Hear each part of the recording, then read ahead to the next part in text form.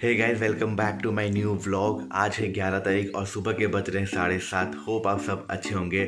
आज बहुत ही एक्साइटमेंट वाला दिन होने वाला है क्योंकि आज मैं ट्रैवल कर रहा हूँ आफ्टर ओमिक्रॉन। फ़्लाइट से वाराणसी जा रहा हूँ। मेरे बैग पैक हो चुकी है। रात को मैं 12:30 बजे पैक करके सोया हूँ, एडिटिंग करके अपलोड करके। तो आज मेरी फ़्लाइट है 11:55 में और वाराणसी उतरेगी 1 बजे आके 1 बजे या 1:30 बजे के आसपास उतरेगी। मुझे 9:40 के आसपास पहुंच जाना है। बैग ड्रॉप नहीं करना है। एक ही हैंड बैग है मेरा जो कि मैं हाथ में लेके इसको ट्रैवल करूंगा। वेब चेक इन हो चुका है। ओमिक्रॉन के बाद अभी क्या रिस्ट्रिक्शंस आए हैं, क्या क्या प्रोसीड्योर है, मैं सारा आपके संग शेयर करते हुए आज ट्रैवल करूँगा। Guys, welcome back. अभी के बजे 9:30 और मैं थोड़ा सा लेट निकला हूँ। 9 बजे तक मुझे निकल जाना चाहिए था, पर मम्मी ने कहा कि एक्वेरियम वगैरह धो के जाओ, 4-5 दिन बाद आ रहे हो तो वो भी ठीक है। एक्वेरियम धोने में टाइम लगे, नहाना, नाश्ता वाश्ता करना। तो अभी निकल चुका फाइनली। 9:30 हो रहे हैं। 40 मिनट और लगेगा और 40 मिनट में पहुंच जाएंगे। फ़्लाइट ऑन टाइम है। तो चलिए चलते हैं एयरपोर्ट और आपको सारे सिक्योरिटी चेक क्लियर करने के बाद बताते कि नए नए नियम कानून क्या है ओमिक्रॉन के बाद।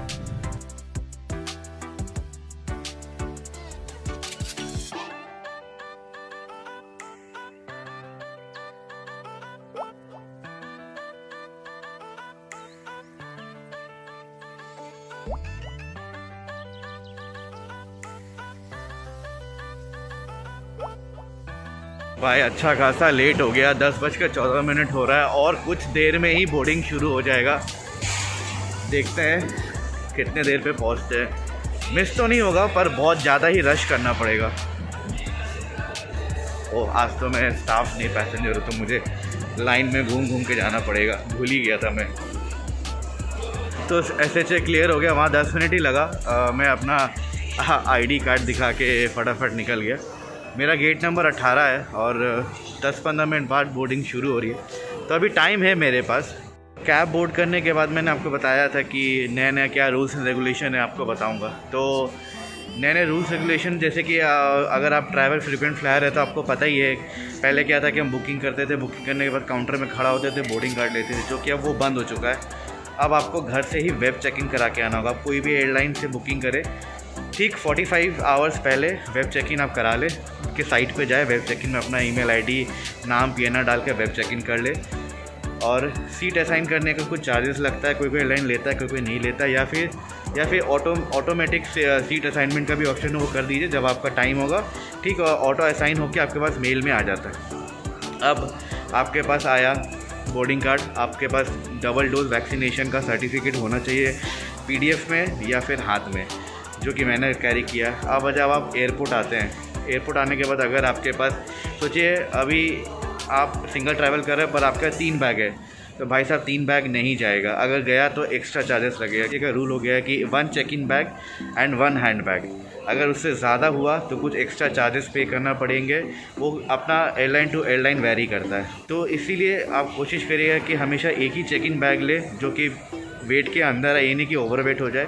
और एक ही हैंड बैग ले जो कि जैसे केबिन, हर एयरलाइन का केबिन का अपना वेट का क्राइटेरिया होता है। जो कि जैसे कि मैं अभी जिस एयरलाइन से ट्रैवल कर रहा हूँ उसका केबिन बैग का चेकिंग वेट है 7 kg, तो मैं उतना ही लिया हूँ।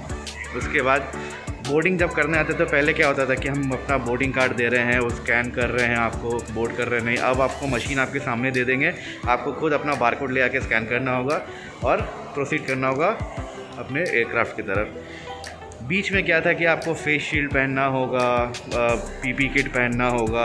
अभी ऐसा कुछ भी नहीं है। और एक चीज़ मैं बताना चाहूँगा, जब हम टिकट बुक करते हैं तो टिकट बुक करने के बाद जब आप ट्रैवल कर रहे हैं तो ठीक 2-3 घंटा पहले आपके पास एक बहुत लंबा चौड़ा मैसेज आता है, can carry and what you are not allowed to carry. ऐसा एक बहुत बड़ा मैसेज आता है जो कि कोई भी पैसेंजर उसको पढ़ता नहीं है, बस अवॉइड मारता है। उसमें बहुत ही ज़्यादा इम्पॉर्टेंट मैसेजेस होते हैं। जैसे कि अभी हाल फिलहाल पैसेंजर्स क्या कर रहे हैं, फ्रीक्वेंट फ्लायर्स क्या कर रहे हैं, पी सैनिटाइज़र या सरफेस सैनिटाइज़र या हाथ का जो बॉडी सैनिटाइज़र्स हैं वो लेके ट्रैवल कर रहे हैं। तो अभी क्या है कि उसमें भी बहुत सारे नियम कानून हैं। अगर आप बॉडी सैनिटाइज़र लेके जा रहे हैं तो दैट इज़ अलाउड, वो भी 100 ml के अंदर होना चाहिए। और अगर आप आपके बैग में बी सैनिटाइज़र है या सरफेस सैनिटाइज़र, आप सोच रहे कि मैं एयरक्राफ्ट की सीट में बैठूंगा सैनिटाइज़ कर दूंगा, अभी वो अलाउ ही नहीं है। जब आप SHA क्रॉस करेंगे तो आपसे वो ऑफलोड करवा दिया जाएगा। तो प्लीज़ जो मैसेजेस आते हैं उसको पढ़ें, क्योंकि इससे क्या है कि आप ही का पैसा का नुकसान हो रहा है। हाल फिलहाल अभी मेरे दिमाग में तो यही नियम कानून और रूल्स आ रहे हैं जो कि मैं अभी तक जो फेस किया हुआ आपके संग शेयर किया हूँ। चलिए अभी प्रोसीड करते हैं अपना गेट नंबर की तरफ, वरना पता चला बात करते करते मेरी फ़्लाइट मिस हो चुकी है। और जस्ट नाउ मेरा एयरक्राफ्ट चॉक्स ऑन हुआ है, अब डिप्लेनिंग होगा और ठीक 15-20 मिनट बाद बोर्डिंग शुरू हो जाएगा। तो चलिए चलते हैं वाराणसी।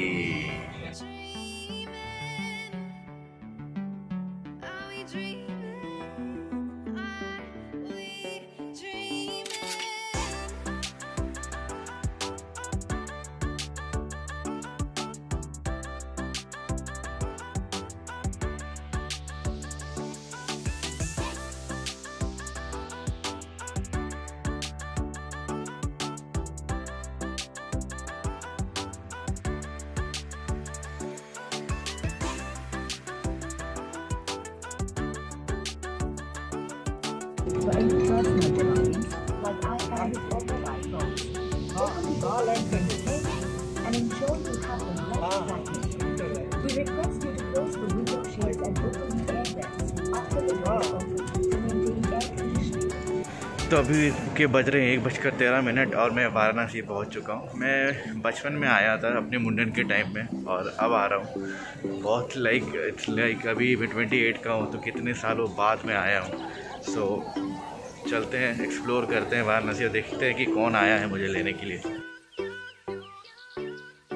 आए हैं शशि के पापा, शशि के फूफा जी और उनके। तो हम अभी कहाँ जा रहे हैं? हाँ, यहाँ से कितना किलोमीटर का रास्ता है? 60। अच्छा, मतलब लगभग मेरा एयरपोर्ट जैसा ही रास्ता, 15-20। हाँ, चलिए फिर एक्सप्लोर करते हैं वाराणसी।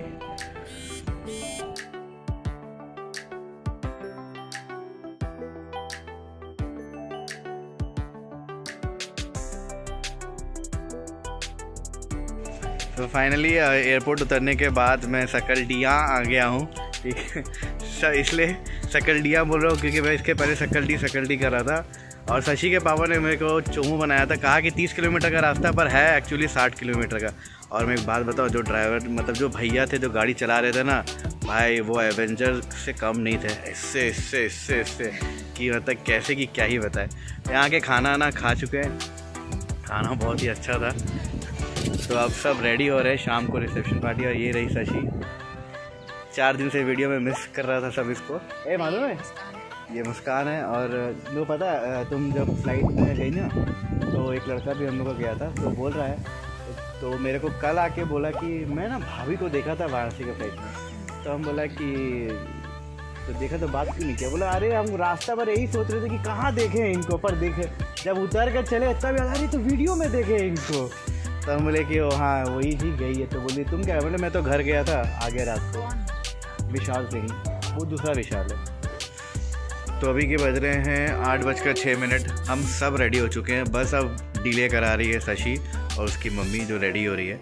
हम बता दें कि मैं आया हूँ वाराणसी घूमने के लिए आया हूँ, पर मेन रीज़न था कि शशि के एक भाई है जिसका कि शादी हुआ है 9 तारीख को, और आज रिसेप्शन है। आज रिसेप्शन अटेंड करके कल से वाराणसी घूमना शुरू करेंगे। तो चलिए चलते हैं रिसेप्शन में और आपको मिलाते हैं दूल्हा दुल्हन से। पर उसके पहले आपको एक छोटे से प्यारे से पपी से मिलाऊंगा, जो कि इसी घर में मतलब जो भैया का शादी हुआ है उन्होंने ख़रीदा है। और वो जिस तरीके से भाई साहब रजाई के अंदर घुस के सो रहा है, भाई साहब आज तक मैंने ऐसा किसी पपी को नहीं देखा। एकदम इतना सा है दुबूक के सोया, किसी को किसी से मतलब ही नहीं है। देखिए कैसे रजाई के अंदर घुस के सो रहा है, खाना खा चुका है, कोई अब उसको कुछ मतलब नहीं है, एकदम प्यार से सो रहा है अंदर एकदम। क्या मस्त तरीके से भाई साहब।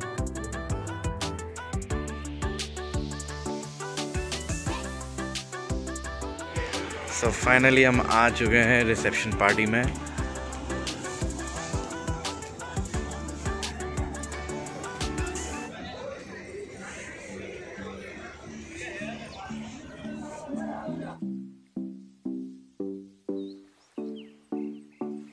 मिलाता हूँ दूल्हा दुल्हन से। ये न्यूली मैरिड दूल्हा, ये न्यूली मैरिड दुल्हन। कैसा लग रहा है शादी करके? अच्छा लग रहा है। ये शशि के पापा ये, और ये पूरे ऑडियंस। ठंड है इसलिए सब इधर उधर दुबके हुए हैं।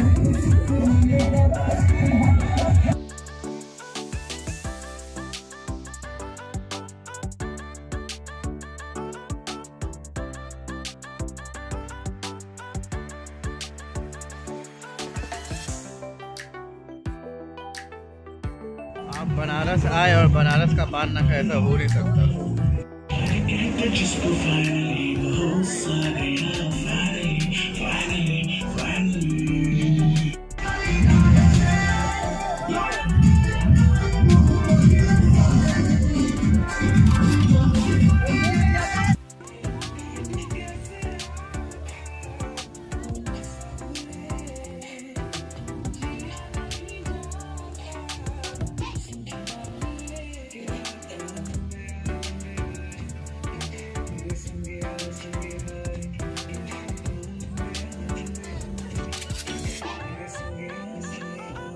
तो अभी के बज रहे रात के 12 और मैं इस व्लॉग को यही करता हूँ एंड।